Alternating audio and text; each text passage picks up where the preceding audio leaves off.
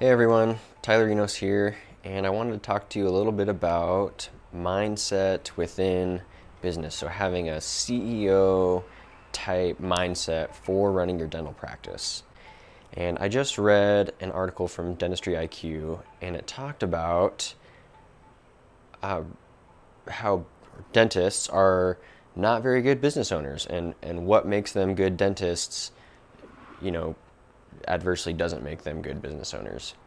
And it was a very brief article, and it didn't really go very deep into explaining why or how to fix it or anything like that. So I kind of wanted to just touch up on that a little bit, because I have found that that is absolutely the case. Most of the dentists I talk to on a day-to-day basis do not have an understanding of the basic fundamentals or the basic principles of business or how to run a successful business. And so there are a couple reasons for this. And the biggest one that I found is they just don't have goals, right? You don't have a goal for your business. You're a dentist, you went to school for dentistry, and you want to practice this and make money, right? That's kind of a goal. It's in the back of your mind, but it's not written down. It's not a business goal. It's not on paper. You don't have a plan to get there. Typically, I'm not saying that, that's for everybody, but that's typically what I've found. And and this is a huge mistake you're making, because by not having a plan, then you're planning to fail. And so one way to combat that is to just think about where you want to be. Write it down, have a number. You're at $100,000 a month, you want to be at $200,000 a month. You're at 200,000, you want to be at 300,000, right? Write that number down. And then you have something to go off of. Now you can look at your practice and say, okay, I want to be making $100,000 more than I'm making now. And then you have something to work from. Okay, well, how can I make that happen?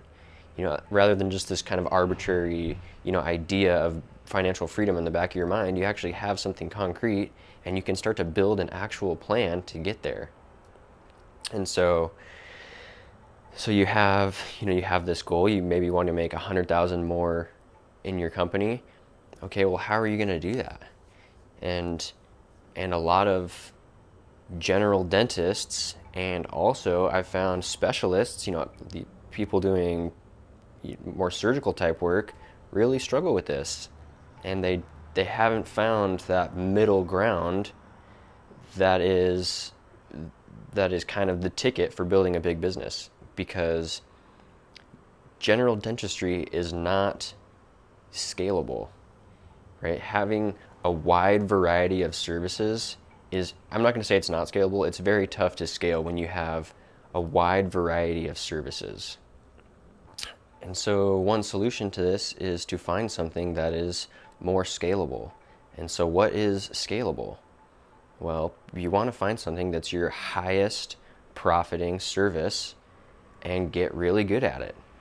So I found that implants and veneers and teeth whitening are all very profitable services, the most profitable services.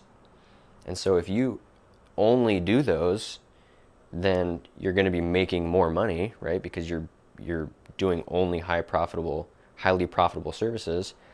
But in doing that, the consequence is then you're going to get really good at it, right? Your team's going to get really good at it. Your practice is going to just flow, and it's going to really optimize for that service. And then you can do more of them, right? Because you now become a specialist within that field.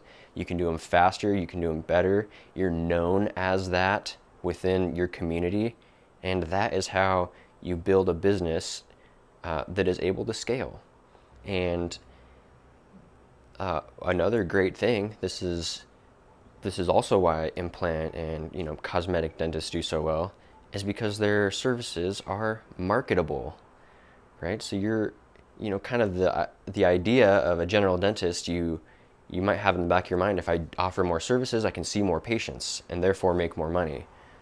But really, you're relying on the market to kind of come to you for those services. It's hard to market just teeth cleanings and x-rays.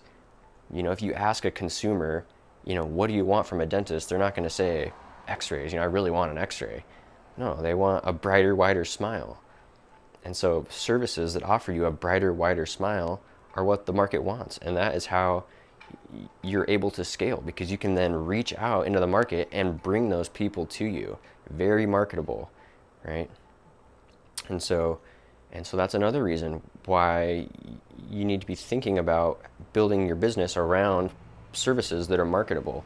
Otherwise, you're just relying on referrals and you're relying on the market to come to you, and you can't take control of your business in that way, right? You can't control how many patients you see. And that's what marketing allows you to do. Marketing, or good marketing, comes from a good service, right? There's some things that aren't very marketable, so you got to have marketable services, and then you have to come up with a system that is predictable, right? I put $1 in, I get $2 out. Or I put, in a more realistic sense, I put $100 in, I get a patient. I put $200 in, I get 2 patients. I put $300 in, I get 3 patients, right? And then it becomes predictable. And then so your schedule is filled, and then, oh, maybe I have a gap in my schedule. Well, I'll just put $100 into my system, get a new patient, right? And then you don't have to worry about filling your schedule anymore, because you just plug and play. Now what you can worry about is scaling. How am I going to open up another location? How long is that going to take? How much do I need to spend in ads to get enough patients to open up a new practice? Another practice, 3 practices, 4, right? And so that is how you scale. You cannot scale a business without marketing, and you cannot scale a business when you offer everything to everybody. And so that's really all I have for you guys today. I'll see you guys tomorrow. Thanks.